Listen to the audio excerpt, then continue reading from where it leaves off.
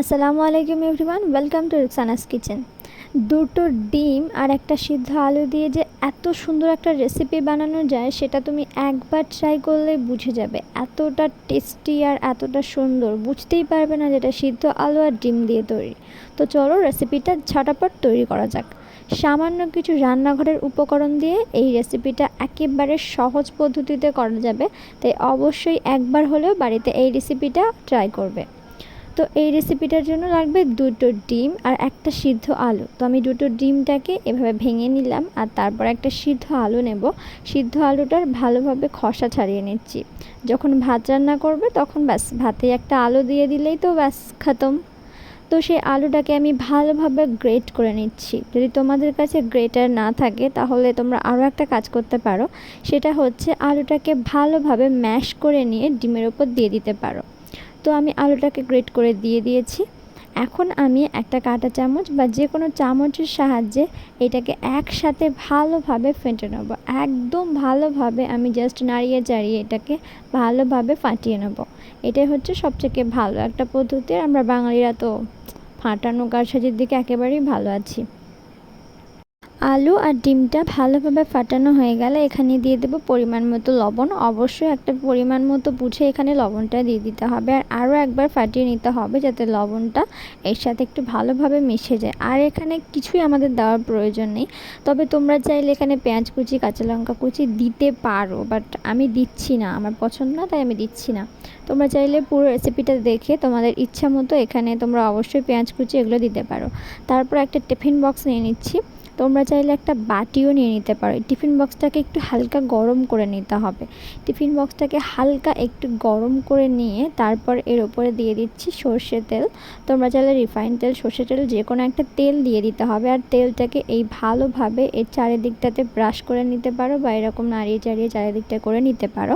নেওয়া হয়ে গেলে যে ব্যাটারটা আমরা বানিয়েছি ডিম আর আলু, সেটা এখানে ঢেলে দিতে হবে। এখানে ঢেলে দিয়েছি, দিয়ে বাস একটু ভালো করে একটু ঝাঁকিয়ে নেব। তারপরে আমাদের একটা মিডল পয়েন্টের কাজ যেটা আমাদের করতে হবে, একটা কড়া বসিয়ে দিতে হবে আর কড়াতে জাস্ট হাফ পরিমাণ পানি নিয়ে নিতে হবে। বেশি পানি নয়, হাফ পরিমাণ পানি। হাফ পরিমাণ পানি নেওয়া হয়ে গেলে টিফিন বক্সটা একদম মাঝখানে বসিয়ে দেবো, দিয়ে এটা ঢাকনা দিয়ে প্রায় 15 মিনিট মতো আমরা জাস্ট ঢাকনা দিয়ে রেখে দিলে এটা একেবারে ভেপে রেডি হয়ে যাবে। জাস্ট 15 মিনিট, অনেকে 10 মিনিটও লাগতে পারে। তো আমি এখানে আমার প্রায় 15 মিনিট মতোই লেগেছে। 15 মিনিট পর আমি ঢাকনাটা খুলেছি আর তারপর একটা কাঁটা চামচ দিয়ে আমি দেখে নিচ্ছি যেটা ভালোভাবে ভেপে একেবারে রেডি হয়ে গিয়েছে কিনা।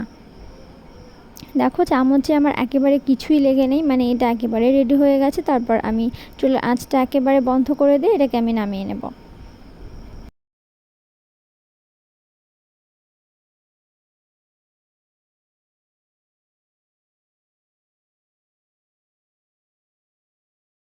আমার একটা ভুল হয়েছে এখানে, তোমরা কখনোই এই ভুলটা করবে না। সেটা হলো টিফিন বক্সটা আমি একটু গরম করে নিয়েছিলাম। আমার গরমটা করে নিয়ে আমি এখানে রাখতে রাখতে ঠান্ডা হয়ে গেছিলো। একটু গরম থাকতে হবে টিফিন বক্সটা, সেই জন্য দেখো এটাকে আমি উল্টাচ্ছি, বাট এটা ছাড়ছে না। নিচে তো তেল দিয়েছে, এটা একেবারে ছেড়ে দেওয়ার কথা, বাট তবুও ছাড়ছে না। দেখো আমি উল্টিয়ে দিচ্ছি তবুও নিচে পড়ছে না। সেটাকে তো ফেলে দেওয়া যায় না। আমি একটা টেকনিক বের করলাম, একটা ছুরি দিয়ে ভালোভাবে জাস্ট পিস পিস করে নিয়েছি, নিয়ে চামচ দিয়ে দিয়ে তুলেছি। তোমরা এই ভুলটা যেন একেবারেই করো না, ঠিক আছে? মানে আমি অল্পের ওপর দিয়ে জাস্ট বুদ্ধি খাটিয়ে বেঁচে গেছি। তোমরা এটা একেবারেই করবে না। একদম টিফিন বক্সটাকে একটু গরম করে নেবে, নিয়ে তারপর তেলটা দেবে, তারপর ভাপাবে। তো আমি কি করেছি, ছুরিটা দিয়ে ভালোভাবে জাস্ট আমি যে শেপে কাটবো সেই শেপ দিয়ে দিয়েছি, দিয়ে কাঁটা চামচের সাহায্যে এরকম একটা একটা করে আমি তুলে নিয়েছি।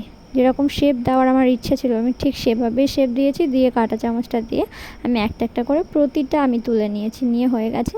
আর নিচে যেটুকু ছিল সেটুকু আমি চামচে জাস্ট একটু কেকে নিয়ে ঝুড়ি ঝুড়িগুলো রেখে দিয়েছি। আমরা যে তরকারিটা করব সেই তরকারির শেষে আমাদের এটা আর লেগে যাবে। কোনো কিছুই এখানে আমরা বাদ দেবো না। বাড়ির দুটো ডিম নিয়েছি, ডিমের দাম মোটামুটি আছে, কেন ফেলবো। তারপর একটা ফ্রাই প্যানে তেল দিয়ে দেব, দিয়ে এগুলোকে ওলট পালট করে একটু ভালো করে ভেজে নেব। আর চুলার আঁচটা একেবারে মিডিয়াম রাখতে হবে আমাদের, অবশ্যই এদিকটা খেয়াল রাখতে হবে। পুরো রান্নাটা আমরা মিডিয়াম আঁচে করব, হাই ফ্লেমে একেবারেই করব না। তো তেল দিয়ে দিচ্ছি, দিয়ে এগুলোকে ভালোভাবে আমরা একটু ভেজে নেব।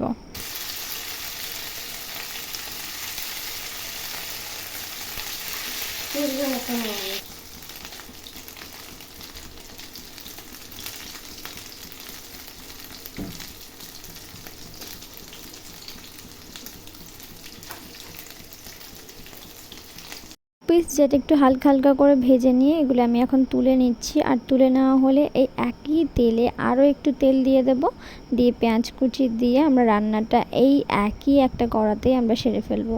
একটা কথা বলি, বেশি এটাকে ভাজলে হবে না, একটু জাস্ট হালকা দুপিট হালকা একটু লাল লাল হয়ে গেলে এটা আমাদের তুলে নিতে হবে। আর টিফিন বক্সের যে ব্যাপারটা বললাম অবশ্যই মাথায় রাখবে, নয়তো আমার মতো করতে পারো, ছুরি দিয়ে জাস্ট একটু যেভাবে তুমি শেপ দেবে গোল টোল চৌকো সেভাবে নিয়ে জাস্ট একটা কাঁটা চামচের সাহায্যে তুলে নিলেই হয়ে যাবে।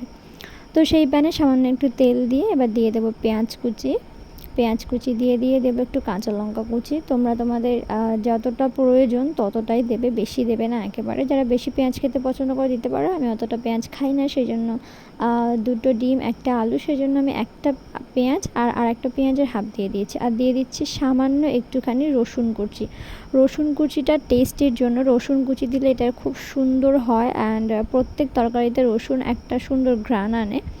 আর তারপর দিয়ে দিচ্ছি কাঁচা লঙ্কা কুচি। দেন এগুলোকে ভালোভাবে একটু ভেজে নেব। ভালোভাবে এগুলোকে ভাজা হয়ে যাওয়ার পরেই আমরা এখানে টমেটো কুচিটা দেব। এইখানে আমরা একেবারেই টমেটো কুচি দেবো না, এইগুলো পুরোটা এই যে লঙ্কা, রসুন আর পেঁয়াজ এগুলো ভালোভাবে যখন ভাজা হয়ে যাবে ঠিক তারপরেই আমাদেরকে দিতে হবে টমেটো। একটা মিডিয়াম সাইজের টমেটোকে আমি জাস্ট একদম কুচি কুচি করে কেটে এখানে দিয়ে দিচ্ছি। আর দিয়ে ভালোভাবে এটা আমাদেরকে নেড়ে চেড়ে ভেজে একেবারে জাস্ট নরম করে একটা কি বলবো, ব্যাটার যেরকম হয় সেরকম বলতে পারো, মাখা মাখা টাইপের হয়ে যাবে একটা এরকম ব্যাস। তো একটু ভালোভাবে নেড়ে চেড়ে নিচ্ছি আমি।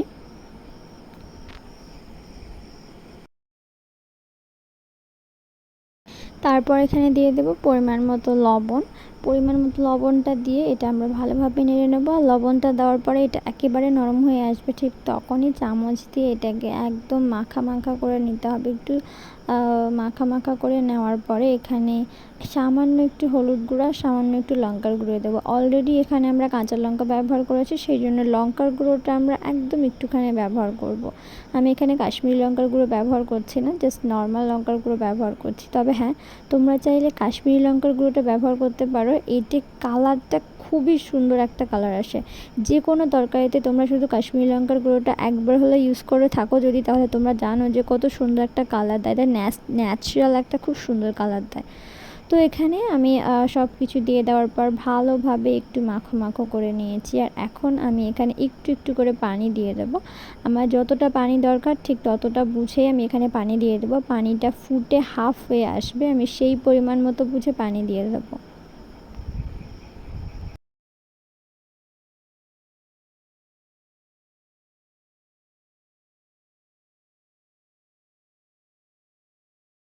তো আমি পরিমাণ মতো পানিটা বুঝে দিয়ে দিয়েছি। এবার আমি যেগুলোকে ভেজে রেখে দিয়েছিলাম সেইগুলো এর উপরে আমি দিয়ে দিচ্ছি।